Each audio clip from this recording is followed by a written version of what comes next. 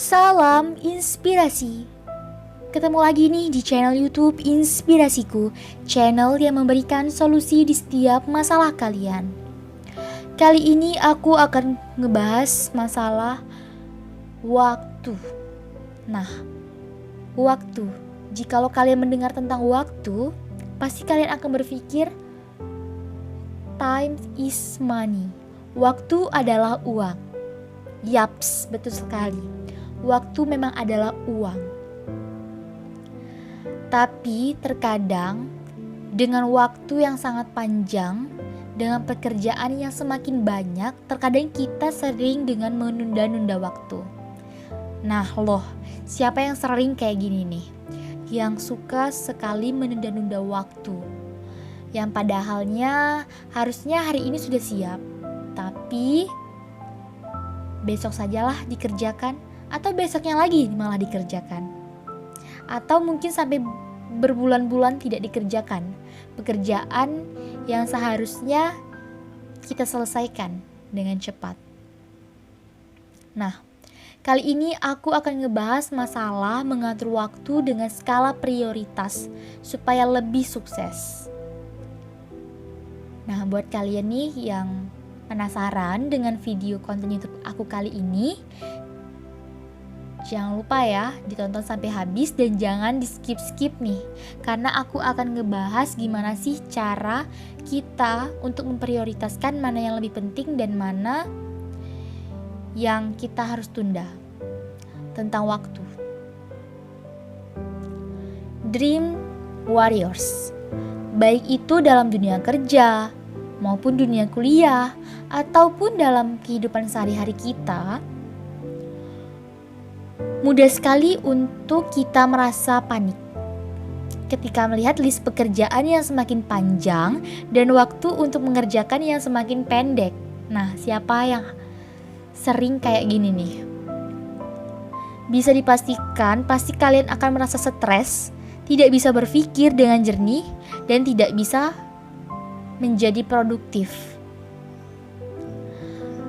Jadi kunci keluar dan menyelesaikan permasalahan ini itu adalah dengan menyusun skala prioritas. Nah, gimana sih kita menyusun skala prioritas? Jadi, ada sebuah teknik manajemen yang disebut Eisenhower Decision Matrix yang diciptakan oleh Dwight Eisenhower. Inti dari teknik ini adalah bagaimana kita bisa melakukan manajemen waktu dengan yang lebih baik tentunya, dan memisahkan hal-hal yang kita lakukan ke dalam 4 buah kategori. Kategori yang pertama itu adalah penting dan mendesak.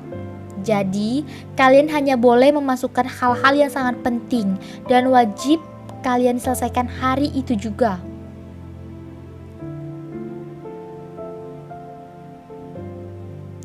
Jadi, mana yang perlu kalian kerjakan lebih dahulu, itu harus kalian kerjakan terlebih dahulu. Jadi, kalian harus tahu di mana deadline pekerjaan yang sangat penting dan mendesak. Coba kalian untuk belajar fokus pada pekerjaan yang paling mendesak dan yang paling penting. Jadi kita harus tetap fokus. Biasakan untuk meninjau kembali list yang sudah kalian buat dan mempertimbangkan ulang mana saja sih pekerjaan yang paling mendesak di antara pekerjaan mendesak lainnya.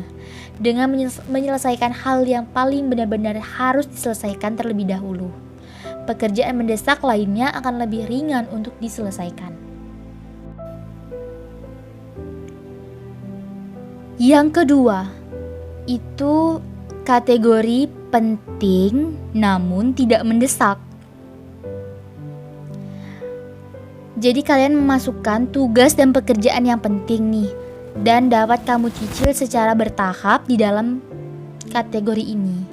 Walaupun tidak mendesak, namun kamu tetap harus menentukan target penyelesaian agar pekerjaan ini bisa berjalan sesuai rencana. Hal yang harus diwaspadai adalah budaya menunda-nunda waktu. Sekali lagi, yang harus diwaspadai itu adalah budaya menunda-nunda waktu. Karena sering terjadi nih,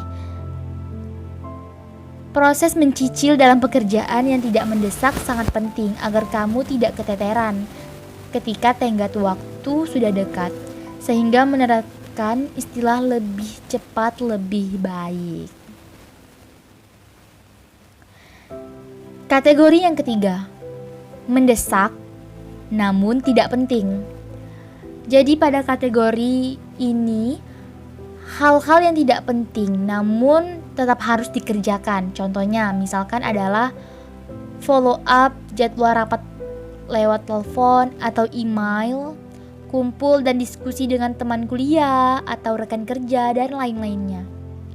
Tanya juga ke diri kalian, apakah pekerjaan ini bisa didelegasikan dengan teman atau rekan kerja kalian. Kalau tidak bisa didelegasikan, kalian bisa melakukan hal-hal yang masuk di kategori pekerjaan kategori ketiga.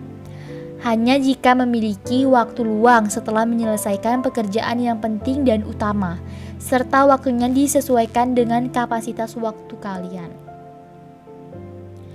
Kategori yang keempat, itu adalah tidak penting dan tidak mendesak. Nah, kebanyakan dari kita sering sekali terjebak berlama-lama ada di dalam kegiatan kategori yang keempat ini. Misalnya itu seperti main media sosial di tengah waktu kuliah atau kerja, kumpul berlama-lama dengan teman hanya untuk bergosip, sibuk dengan smartphone tanpa tujuan yang jelas. Kalau kalian terjebak dalam kegiatan ini, segera hentikan dan buat skala prioritas kalian. Menyusun skala prioritas memang tidak semudah kelihatannya, dan bagi kalian yang belum terbiasa pastinya menjadi tantangan tersendiri ya. Apalagi ketika kalian sedang banyak sekali dihadapkan dengan pekerjaan dan deadline.